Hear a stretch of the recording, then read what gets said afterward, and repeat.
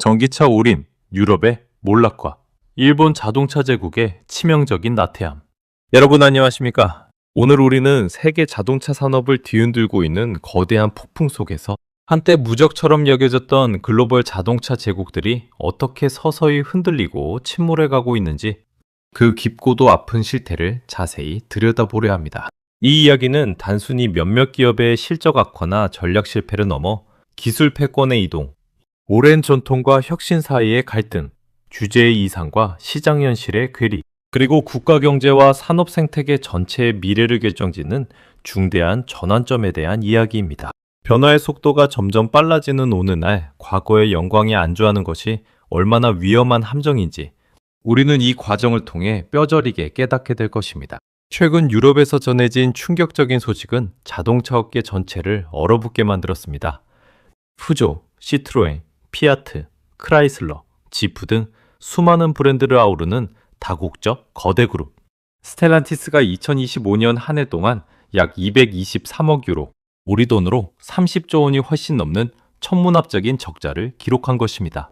이는 프랑스 기업 역사상 손꼽히는 규모의 대규모 손실로 프랑스 국민들이 국가적 자존심처럼 여기던 기업이 파산 직전에 위기까지 몰리게 된 상황입니다. 스텔란티스는 2030년까지 유럽 시장에서 판매하는 모든 신차를 전기차로 전환한다는 매우 야심찬 로드맵을 세웠습니다. 이를 위해 배터리 합작 회사들을 대거 설립하고 전기차 전용 생산 라인 구축에 수십조 원에 달하는 막대한 자금을 쏟아부었습니다. 그러나 시장의 반응은 기대와 크게 달랐습니다. 각종 정부 보조금을 퍼주고 공격적인 가격 인하를 단행했음에도 불구하고 실제 전기차 판매 비중은 20%에도 미치지 못하는 처참한 결과를 낳았습니다. 소비자들은 높은 가격, 불편한 충전 인프라, 제한된 주행거리, 그리고 겨울철 성능 저하 등에 여전히 불만을 드러냈고 결국 스텔란티스는 손실을 최소화하기 위해 전기차 사업을 대폭 축소하는 고통스러운 결정을 내려야 했습니다. 이 과정에서 발생한 매몰 비용만도 수조 원에 달했습니다. 더욱 아이러니한 점은 중국의 BYD를 비롯한 저가 전기차 업체들의 압도적인 공세에 밀리자 유럽 업체들이 과거 환경 규제로 퇴출 대상이었던 디젤 엔진 차량을 다시 부활시키는 임시 방편까지 동원했다는 사실입니다. 친환경을 최우선 가치로 외치며 내연기관을 강하게 억눌렀던 유럽 정책이 결국 스스로를 올가매는 모순으로 돌아온 셈입니다. 독일의 폭스바겐은 수십 년 역사를 간직한 공장들을 폐쇄하고 대규모 인력 감축을 단행하며 극심한 몸부림을 겪었고 르노, BMW, 메르세데스 벤츠 등 다른 유럽 메이커들도 비슷한 규모의 적자와 부조 조정을 피할 수 없었습니다. 유럽 자동차 산업 전체가 중국 전기차의 뛰어난 공급망, 효율성과 가성비 앞에서 처절한 패배를 맛보고 있는 것입니다. 비록 지금은 큰 상처를 입었지만 유럽 기업들은 수십조 원을 투자해 전기차 전용 플랫폼을 개발하고 배터리 공장을 건설하며 미래를 위한 체제 개선에 서두르고 있습니다. 정부 차원에서도 미국의 IRA를 벤치마킹한 다양한 지원 정책을 강화하며 자국 산업을 보호하려 애쓰고 있습니다. 이들의 실패는 올인 전략의 위험성을 보여주지만 적어도 변화의 방향을 향해 과감하게 움직였다는 점에서 일정 부분의 진전은 있었다고 평가할 수 있습니다. 이 유럽의 비극적인 모습을 바라보는 일본 자동차 메이커들, 특히 도요타와 혼다는 한때 우리의 신중한 전략이 옳았다며 회심의 미소를 지을 수도 있었을 것입니다. 그러나 냉정한 시장 현실은 전혀 다른 이야기를 하고 있습니다. 유럽이 너무 급진적으로 달려가다 볼부리에 걸려 넘어졌다면 일본은 오랜 기간 쌓아온 전통 기술에 대한 깊은 자만심과 고집스러운 나태함, 그리고 결정적인 늑장 대응으로 인해 다가오는 전기차, 본격 시대에서 완전히 도태될 위험에 처해 있기 때문입니다. 도요타의 경우를 먼저 깊이 들여다보겠습니다. 일본 자동차 산업의 절대적 상징이자 오랜 기간 세계 1위 자리를 지켜온 도요타의 전략적 선택은 그들의 찬란한 과거 성공에 깊숙이 뿌리박혀 있습니다. 1997년 세계 최초의 양산형 하이브리드 차량 프리우스를 선보인 것은 도요타에게 단순한 모델 출시가 아니라 산업 역사의 길이 남을 혁신이었습니다. 내연기관과 전기 모터를 정교하게 조합하여 놀라운 연비와 주행, 성능을 동시에 실현한 이 기술은 전 세계 소비자들의 마음을 사로잡았고 도요타에게 매년 수십조 원의 안정적인 이익을 안겨주었습니다. 여기서 토요타의 오만과 나태함이 싹텄습니다. 일본 자동차 메이커들은 수십 년 동안 내연기관 엔진 개발에 거의 장임에 가까운 정신을 쏟아왔습니다. 한 대의 엔진이 수십만 킬로미터를 문제없이 달릴 수 있도록 극한의 정밀 공차를 관리하고 미세한 진동과 소음까지 철저히 억제하며 연비와 출력, 내구성의 완벽한 균형을 추구하는 작업. 이는 단순한 기계공학이 아니라 수많은 장인들이 대를 이어 다듬어온 기술 예술이었습니다. 토요타를 비롯한 일본 기업들은 이 전통적인 엔진 기술에 깊은 자부심과 자만을 가지고 있었고, 순수 전기차 BEV를 아직 미완성인 기술, 배터리 가격이 터무니없이 비싸고 충전 인프라가 부족하며 실생활에서 불편한 장난감 정도로 폄하했습니다. 하이브리드가야말로 진정한 현실적인 친환경 대안이다. 전임회장 도요다 아키오를 비롯한 최고 경영진은 공개석상에서 전기차에 대한 회의론을 거침없이 쏟아냈습니다. 기존 내연기관 공장과 복잡한 부품, 공급망이 가져다주는 막대한 경제적 이익을 포기하기 싫은 안주 심리도 강하게 작용했습니다. 이 오랜 기간 동안 미국의 테슬라는 전기차를 단순한 이동수단이 아닌 스마트폰 같은 첨단 IT 디바이스로 완전히 재정의하며 프리미엄 시장을 장악해 나갔고, 중국 기업들은 정부의 전폭적인 지원과 막대한 보조금을 바탕으로 배터리, 원자재부터 완성차까지 공급망 전체를 장악하며 저가 대량 생산 체계를 완성했습니다.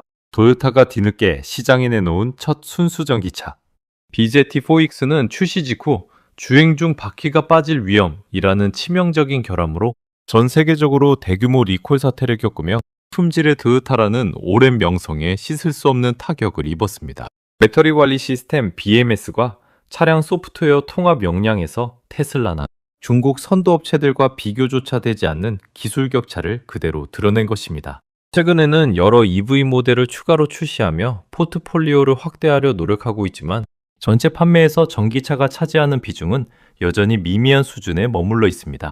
하이브리드 판매로 단기적인 수익을 유지하는 동안 특히 중국 시장에서는 BYD 등 현지 업체들에게 점유율을 지속적으로 빼앗기고 있습니다. 혼다의 상황은 토요타와 또 다른 형태의 비극을 보여줍니다.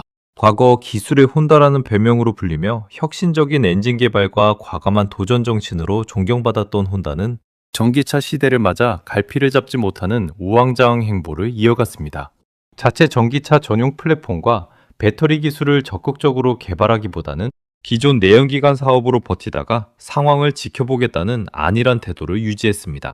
결과적으로 GM과의 합작에 크게 의존해 프롤로그 EV를 출시했으나 글로벌 EV 수요 둔화로 인해 공동 보급형 전기차 프로젝트가 전격 취소되면서 큰 손실만 떠안았습니다.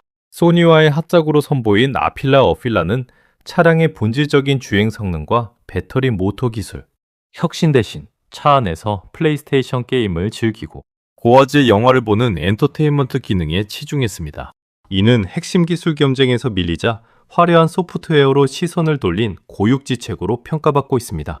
2026년 혼다는 창사 이래 처음으로 연간 적자를 기록하는 수모를 겪었고 EV 관련 전략을 대대적으로 재검토하며 수조 원대의 상각 비용과 손실을 감내해야 했습니다.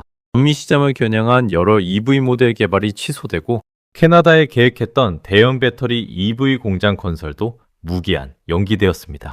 2040년 완전 전동화 목표 역시 크게 후퇴했습니다.